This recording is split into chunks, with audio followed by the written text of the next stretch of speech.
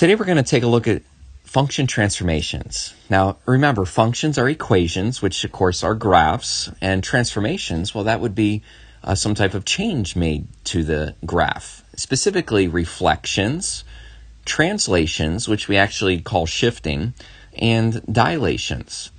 Now before we look at any of these transformations, it's going to be important that you know the 5 most basic parent graphs. These would be graphs that you want to have memorized going through a college prep trigonometry course. So make sure you carefully sketch them in your notes, starting with y equals x.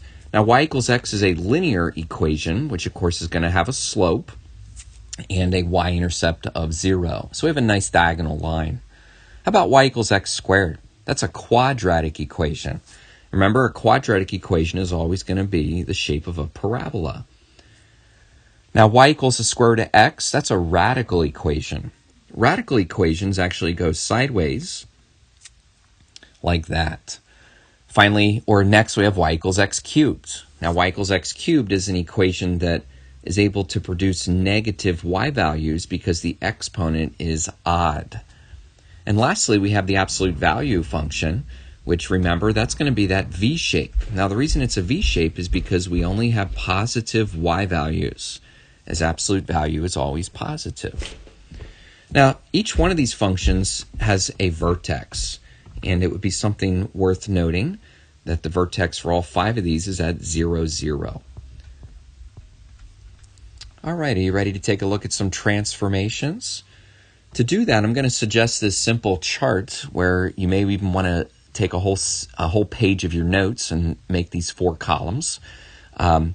That way you'll have plenty of space to be able to write down each situation, each rule, and have a nice resource for these 3 basic transformations. The first transformation we're going to look at is known as a reflection.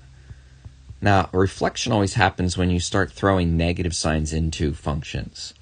For example, what if I put a negative sign in front of a function? Call it negative f of x. Now, a good example of that would be like the equation y equals negative x squared. Y equals negative x squared has a negative sign in front of the function. Now, what that's going to do is it's going to take the original parent graph and it's going to reflect it down over the x-axis. And if I reflect the original parabola down over the x-axis, well, of course, my parabola is now opening down. What if I put a negative sign inside the function? What if I put a negative sign beside the letter x?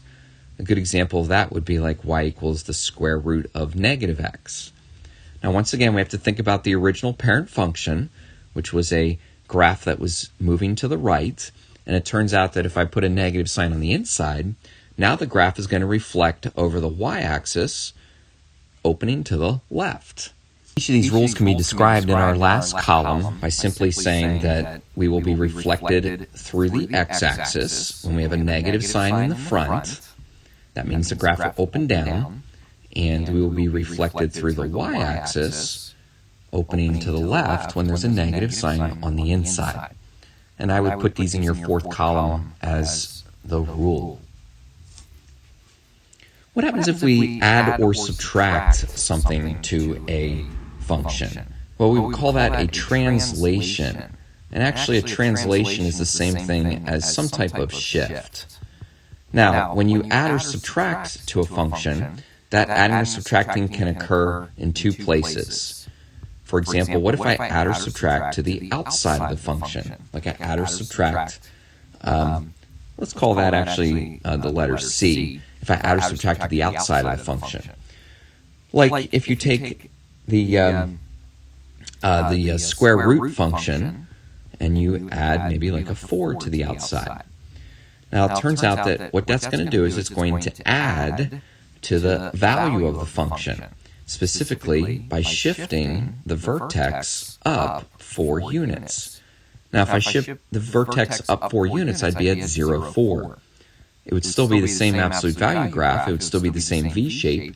It just has a new vertex. You could also add or subtract a number to the inside of a function. This time I'm going to put a minus sign first and a plus sign second.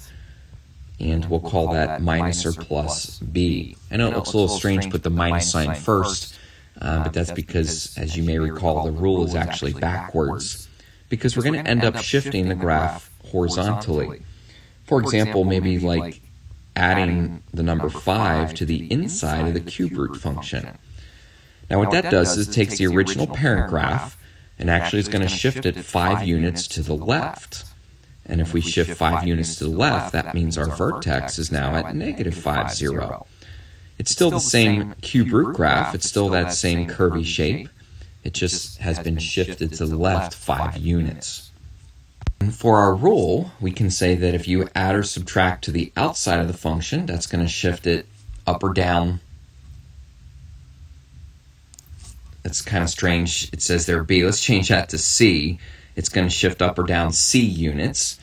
And then if I add or subtract, you know what, I don't like how I wrote that. Let's change that back to add or subtract.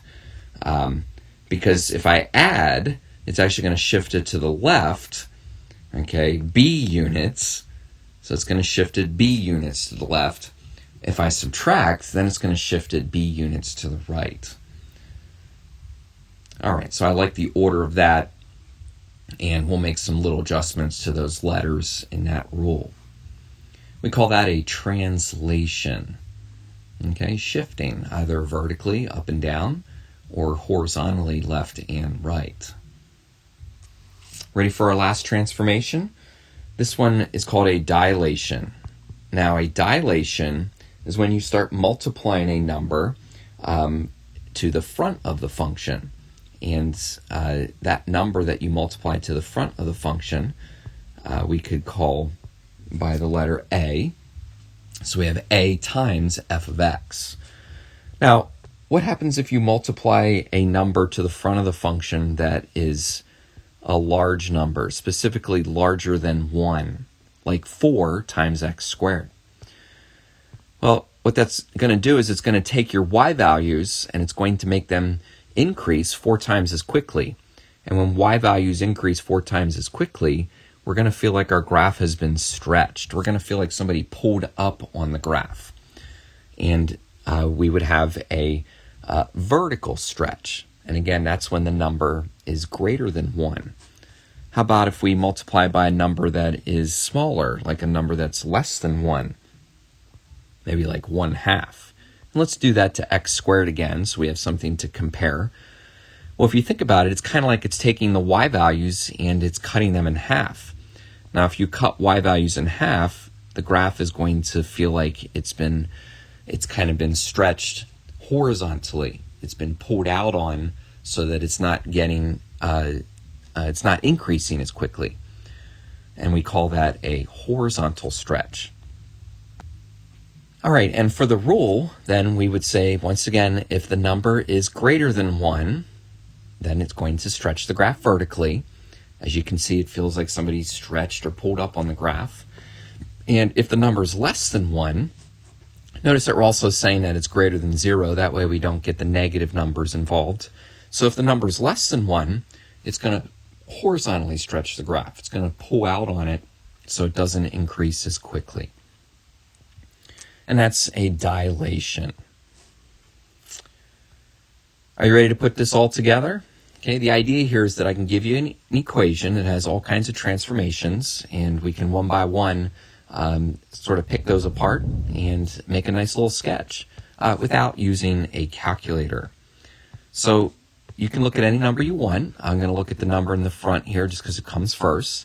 That's going to be a dilation number. Remember, that's going to vertically stretch the graph. Now, we should feel like that we're going to have a graph that, well, it would actually be the absolute value graph, right?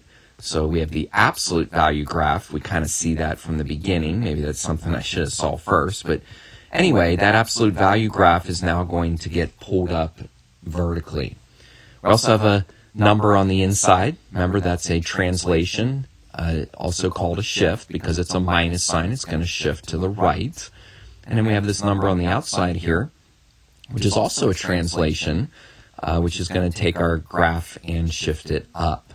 Now, what you want to do is you want to use the shift to locate your vertex which would be at 3, 1. Now remember, it would be at 3, 1 because the graph shifted to the right 3, and it shifted up 1. The only thing left to do is to draw a vertically stretched graph. When you draw that, you want it to be obviously more stretched than the original graph. But I'll tell you that to kind of make it a little more accurate, what we like to do is we also like to find the y-intercept. Now, the y-intercept is a nice point to find because it's always when x equals 0.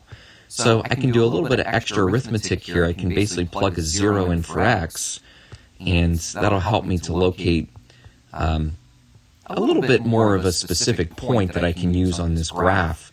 Of course, the absolute value of 0 minus 3 is just 3, and as you continue to follow the order of operations, you get 6 plus 1, which would be 7. So we have a y-intercept up here at 7, and that would be a point that we'd like you to locate in order to make your graph a little bit more exact. You know, if we want to get talking about some other details, which I'm sort of just throwing in here at this time, I also would be able to make an argument that there's a point over here that's also at 7. But of course, it's symmetrical with the vertex. And since the vertex is at 3, that means this point over here is going to have to be at 6. Of course, it's still at 7 because it's at that same y value. So I have another point that I can find also. But I can tell you that I'm going to ask you for the vertex, and I'm going to ask you for one other point that's on the graph. The y-intercept is a nice one to find because all you got to do is plug in a 0. Let's try another one. We're trying to make a sketch of the graph without using a calculator and by thinking, of course, about transformation rules. Now, in this case, all that we really see is a number on the outside that's being added, so we know that this graph is going to shift up 3. Remember that what is shifting up 3 would be the vertex. And since the vertex was originally at 00, now the vertex is going to be at 0, 3. Draw your square root graph, and you got yourself a nice little sketch. Now, if I want you to find another point, which I do, then we have a lot of choices. And sometimes this is hard for students because it's like, well, what point are we talking about here? Well, it could be any x value. I mean, what's your favorite x value? 1, 2, how about 4? Now, why would I be choosing 4? Well, think about it. This is a square root equation.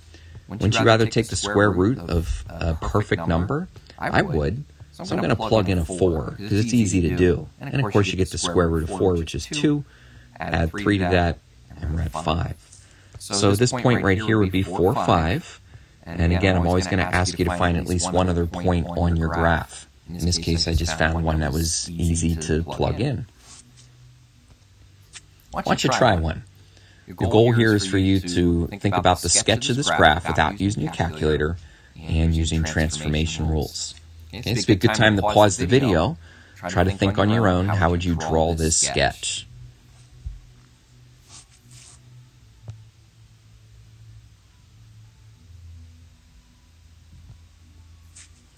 Okay, now if the first thing that's bothering you here is that the exponent is 4, I put that there so that I could add a little bit to your knowledge of parent graphs. You see, since this is an even function, it's going to be in the same family as the quadratic, as the parabola that we drew. Now, it's not technically a parabola because parabolas are only x squared, but it's still going to be that same U shape because, again, it's an even function.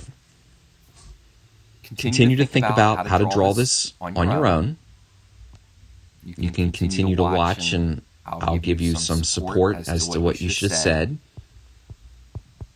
Here we have a reflection down. We also have a stretch. It's a horizontal stretch.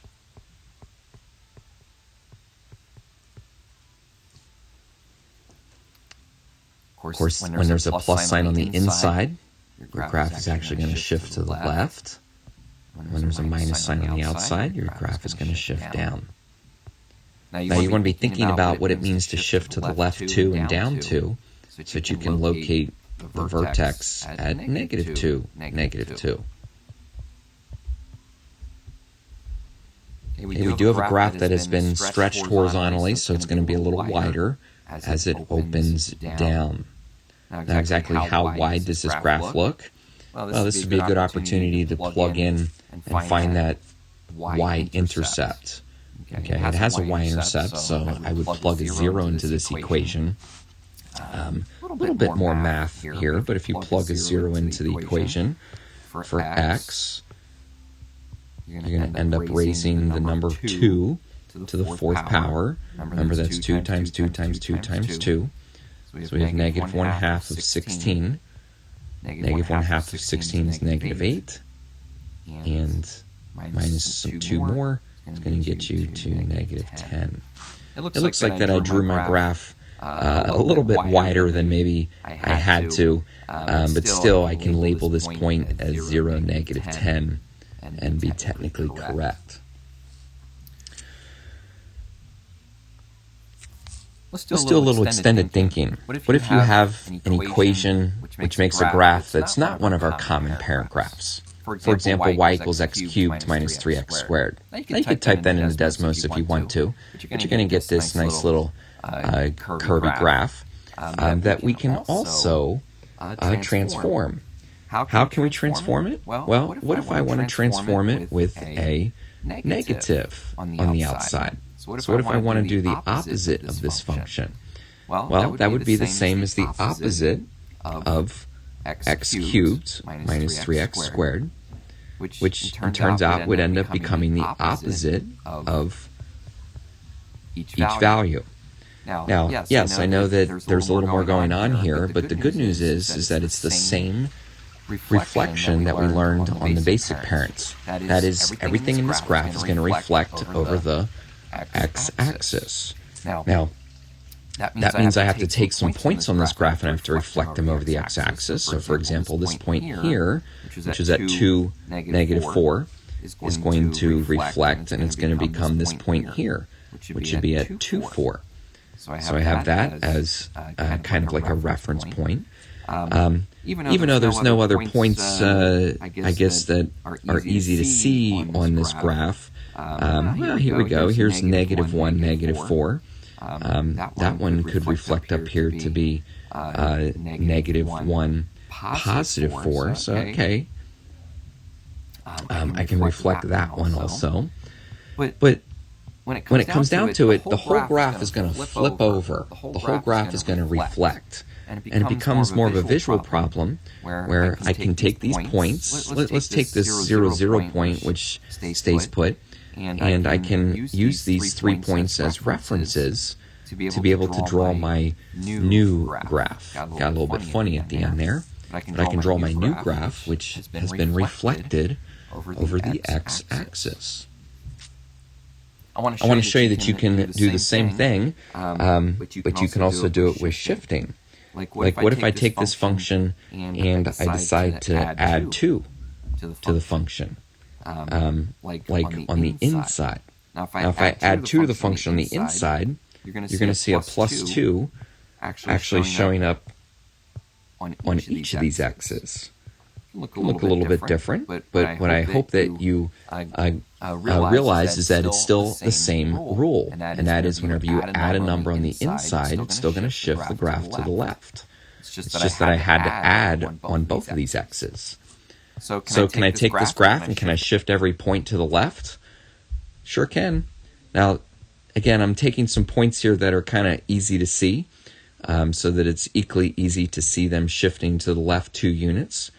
And when each of these points shifts to the left 2 units, they are at a new spot. Like that one at the bottom is now going to be at 0, negative 4. Like the original point in the middle, well, that's now going to be at negative 2, 0. And then we have this point down here, which is now going to be at negative 3, negative 4. So I'm still taking the whole function and I'm shifting it according to the same rule. In this case, I'm shifting it 2 units to the left. Okay, we can use the same shifting rules for functions other than just the 5 parents. Now, typically when we think of function transformations, we think of what we just did, drawing graphs. When we talk about writing equations, we think about really doing all this backwards. And if we're going to do this backwards, we're going to now look at a graph and we're going to come up with its equation. Now, what? You soon ready? Soon. We're pretty much ready. All right. Now, we're going to be going Frisbee disc golfing here in a few minutes, so looking forward to that. It's important to realize that the template for each one of these functions can have up to three things. It can have a number on the outside. We learned just a few moments ago that that's a reflection. We call that A. We can have a number on the inside. We learned a few moments ago that that's a horizontal shift. And, of course, the number on the outside is a vertical shift.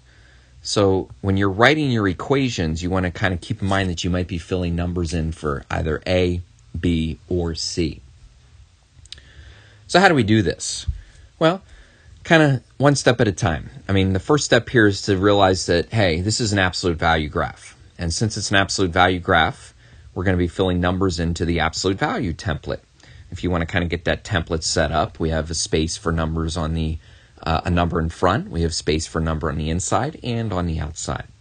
Now, I'll tell you, this vertex right here probably becomes one of the most important points to this whole process. So let's make sure that we identify that vertex correctly, because that actually tells us already that we shifted to the left 4 units. Right away, I can put a +4 on the inside to make it shift to the left, and it shifted down 2 units. And so I can put a -2 on the outside. Now, how do I know if there's any dilation? How do I know if there's supposed to be a coefficient? Well, you can do that by locating some other point on the graph. And as I've had you do a couple times, I've had you focus on the y-intercept because it's easy to find. And the neat thing here is that I can actually plug that y value in for y. I can plug that x value in for x, and I can solve this equation for a. Okay, now when I solve this equation for a, I kind of have to follow the order of operations. What do we got here? We've got 2 equaling the absolute value of 4. Of course, that is already equal to 4, so that's going to be 2 equaling 4a minus 2. And as you keep working through this problem, you eventually solve for a, and you find out that a equals,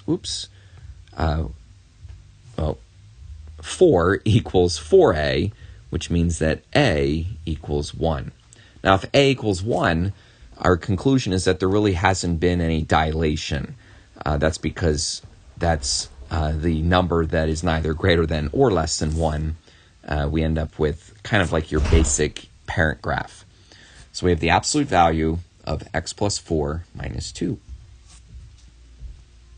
How about this graph? We want to write its equation. Are you catching on to how this works? We have a template. Okay, now the template is going to be that since it's a parabola, it's going to be some type of squaring. And I hope you can see here that I'm carefully using parentheses so that I have the option to put a number on the inside, but I have to make sure that square is up there on the outside, so that when I locate this point, which is at 5, 0, and put a -5 beside x, since that square is up there on the outside, it makes x minus 5 on the inside. All right, there really is no number on the outside, is there, since there's no vertical shift, so I can put a +0. And just to save a few minutes here, there's no dilation for this problem. A would equal 1, and we could deduce that by locating a point. Since I don't see the y-intercept, I could just use some other point on the graph, and when you solve that equation, you would end up with a value of 1. All right, so our final answer is really just y equals x minus 5 squared.